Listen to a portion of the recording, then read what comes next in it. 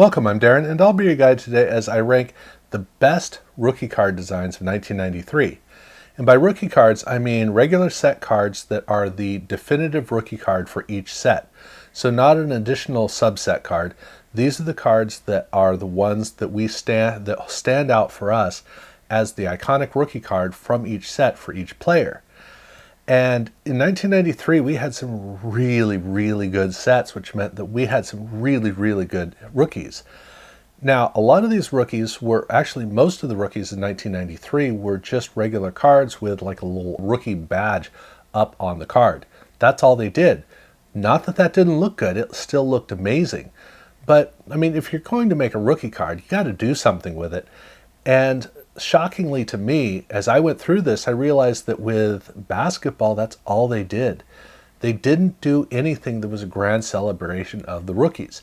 They may have done some subsets and some insert sets, but for the regular rookie cards, it was nothing more than a little brand tacked onto the card, which isn't really what I want to get into because we already talked about those sets in the best of for the overall designs, or best of or worst of, wherever it happened to land for those lists. So, for this list, I'm looking at the cards that are truly distinct for the rookie releases for each one of these sets. And I've got 11 sets that I pulled out, except I also need to talk a little bit about one basketball set, because even though all the basketball sets, there was nothing special done for the rookies, that doesn't mean that some of the rookies didn't actually come out pretty interesting. And in the case of Upper Deck for basketball, there were some really impressive rookies because they actually had portraits for some of the players which carry across in a gorgeous way.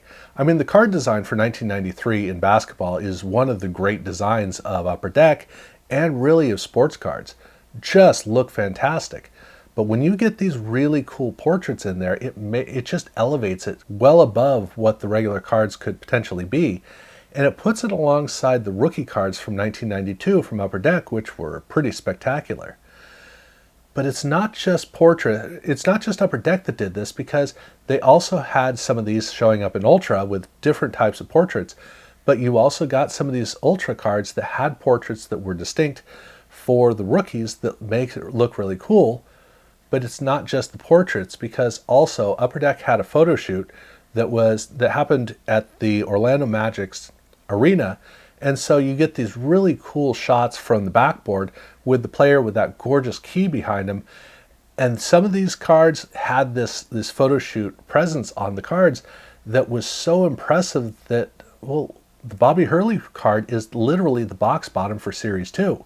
You know, you kind of got to ask, why wouldn't they do that? You know, what else could they put on the box bottom, because these cards look so cool. But it wasn't just the rookies that they did, it was also the top prospects. Some of these also had these really cool, energetic action shots, or I shouldn't say action shots, but these dynamic shots on these cards that just, I mean, I'm so glad that they did it, because the cards are so much fun. Really cool way for rookie cards to come across. But like I said, for basketball, this was as good as it got. They didn't do anything else that was special for the main rookies for each player. But over in baseball, they did. So for my number 5 on this list, I've got the Baseball Upper Deck Star Rookies cards. And I already talked about the top prospects on the worst of list, where it was kind of a lackluster affair. Well, here it's quite the opposite, because the cards look fantastic.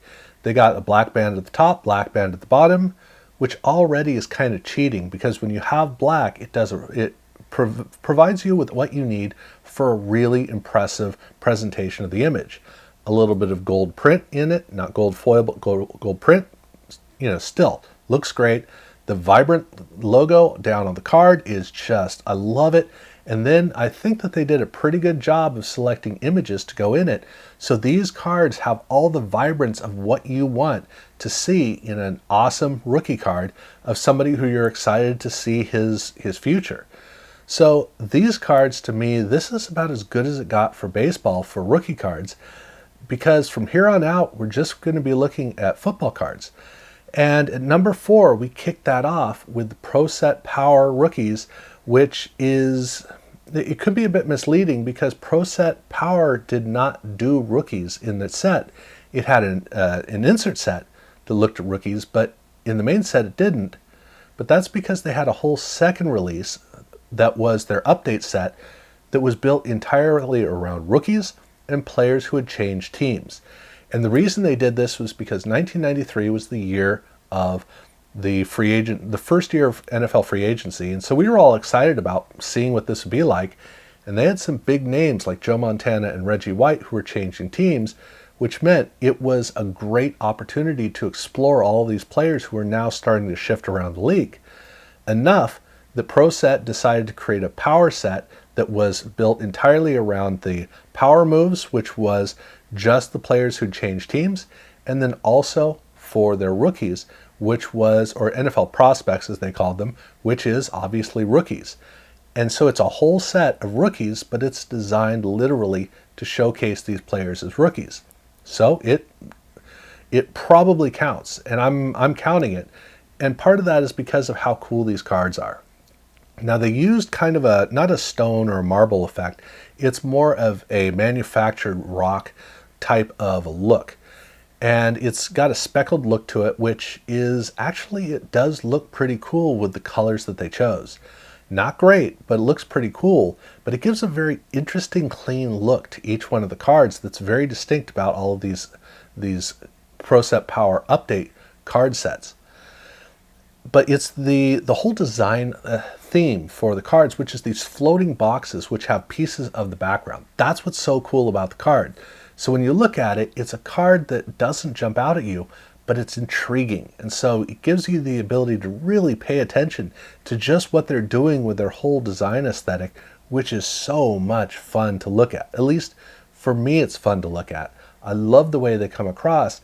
And again, for a year where they didn't have a lot of cards that were built to specify or to showcase rookies, apart from inserts, it was one of the few cases where we were able to really experience, in this case, probably the most intricately designed rookie card of the entire year. Really cool in that way, but we got to move on to number 3, where we have another card that is also very interesting, but in the opposite way, which is that it's a simple design card, but the Upper Deck football rookie cards are very engaging. This is a card that jumps out. There's no way you're missing this card. These cards have that iconic quality to them because of the fact that they make sure that you pay attention. And part of what's interesting about the card is the fact that they did something that shouldn't have worked. That stripe down the side was a 1992 mistake that most companies had learned from and moved away from, and yet Upper Deck shifted back over to using it, but they did it right. Because even though it's still not great, there are a lot of design ideas I could come up with that would have been a lot better. Still, they have the right color temperature on it so that it stands out enough so that you're aware of it, making the card distinct, but at the same time, it doesn't overpower. And then on top of that, it has kind of a drip art effect on it, which gives just enough interest so that it fits with the background, and it doesn't overpower, but again, it kind of works with it. So when you look at the card, the player grabs you, but immediately your eye pays attention to the side, and then it almost forgets about it. It knows it's there, so it's like a grounding element, but that image is a full image just grabbing you. It's very close, very tight in, heavy color saturation. It does all the things it needs. So this card is all about the player, all about the player and about basically nothing else. I love the way that all of that works, and it really is an engaging card that stands out. It's a card you're going to remember down the road, which again is what you want for one of these cards to do. It would have been nice had they done some other design element than that strip down the side, but again, it's very iconic. It's very easy to recognize these cards, so it succeeded, and it wasn't really a problem. So I think it does a great job, mainly because it is so exciting, so vibrant, such a great draw for your eye. The way that all of that goes together, this card just works great. But as we move to number 2, we're moving into a whole nother category because we have 2 sets that are at another tier. And the first one of those to look at is Select Football. And the Select, in the case of SP and Select, they both improved from the baseball release to the football release. Now, Select, it was almost like they completely rebuilt it. The truth is, they didn't rebuild hardly anything. It's the same card. They just added a glossy surface, they added some gold foil, they changed the colors, and I think they actually did a better job with the images, which is basically everything, but it's still the same card at its core. But the rookies are wildly different because I actually had the rookies for baseball as my worst total. In the case of football, I got this at number 2 because of how good it is. And it almost is cheating because, look, it's the same design as the regular cards. It just has a little bit more of a gold foil element down at the bottom for the rookies, but the images also look different. That's the thing. That's the big thing about this is you go through the set, you go through all these cards, and then all of a sudden you hit the rookies, and it's just like everything suddenly changed. Like, oh, okay, now these cards are different. These are people to pay attention to. And isn't that what you want rookie cards to do? These cards pull it off. And because the cards are so fancy, so exquisitely crafted, the cards really do look like this is the card for the player. It stands as such an impressive grown-up card, and I love the way that it comes across. I really do. I love it enough that I'm putting it at number 2 because, look, what else could there be at number 1 than Upper Deck's SP football cards? And I mean, heck yeah, this is a card that speaks for itself quite literally. Because in baseball, what they had done was they had just had this foil surface that was boring. Well, I think that it was Select was clearly a reaction to SP. I think that SP was reacting to Finest, where they realized, oh, we've really got to bring our A game. And so they brushed off something that was sitting around from the previous year, which was brushed metal. But in 1992, they'd used brushed metal as an accent. Well, here they said, okay, that's how we're playing? That's how you want to play? Okay, we can do that. And they just made the entire rookie card in brushed metal, with the exception of the player himself, but everything else is brushed metal. And boy, you want to talk about an alarmingly impressive card. A lot of people will say that the card that was the most impressive in 1993 was the Finest Refractor. I say no. I say this was the one, because this is a card that is just on another platform. It really is. The brushed metal, the way that the dynamics of it works is such that when you notice it, it doesn't just pull you in. You pick up the card to explore it, to really see how the light is affecting the card. It is a lively, bright card. Yeah, sure, refractors have the oil sheen on it, but that's all it is. It's an oil sheen. Big deal. It's boring. This is anything but boring. It is amazing. This would have looked great even with the regular SP design as the elements on the bottom, but they didn't even bother to do that. They designed it so differently that this is just a card that is through and through all about the effect. And what more do you need from a rookie card? I mean, this is that rookie card that you look at and you go, wait, that's the rookie card from the set? That's not like a really super rare insert card or something? That's what it feels like.